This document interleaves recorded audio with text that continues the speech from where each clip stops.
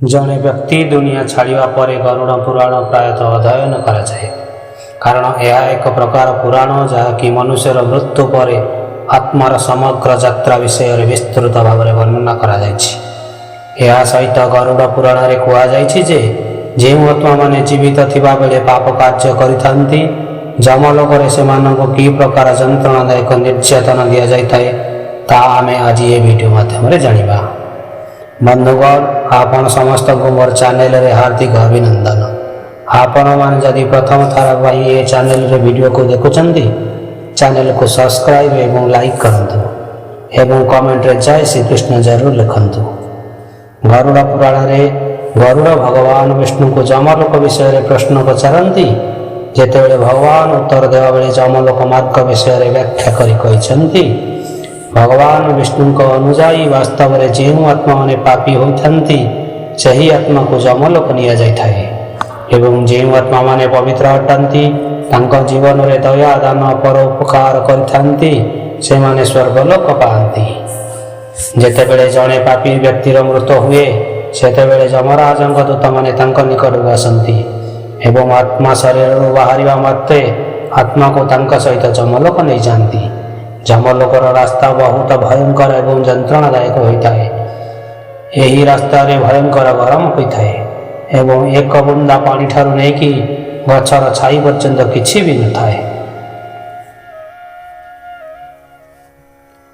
यही रास्ता तरल लार्भा एवं कंटरे परिपूर्ण होता है। यही रास्ता रे हेउथिबा निर्यातना एवं हैरान हेतु आत्मा निजर परिवार सदस्य को बहुत मन पकाई थाए एवं यह भाविक बहुत जंत्रणा पाई थाए। यही प्रकार कष्ट को सही आत्मा जमलोक पहुंची था। गरुड़ पुराण अनुजाई जमलोक चारिगोटी द्वार रही दक्षिण एवं दक्षिण पश्चिम जमपुरी रही। जमपुरी रे जमराज सहित समस्त दूतर वासस्थान रही।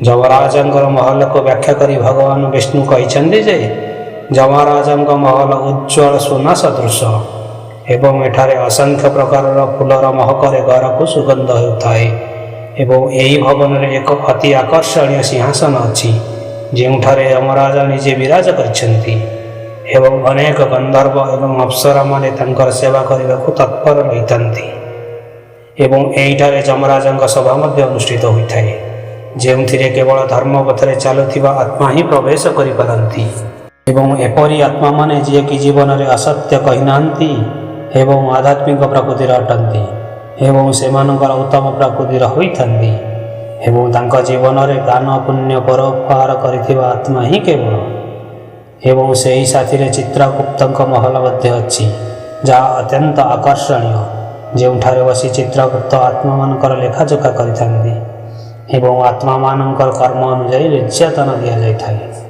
तो बंधुगण मु आशा करे आपण मानक आमर आज वीडियो पसंद आसी जदि वीडियो को भल लगी वीडियो को लाइक दिंतु एवं कमेंट रे जय श्री कृष्ण लिखंतु। जय जगन्नाथ संग।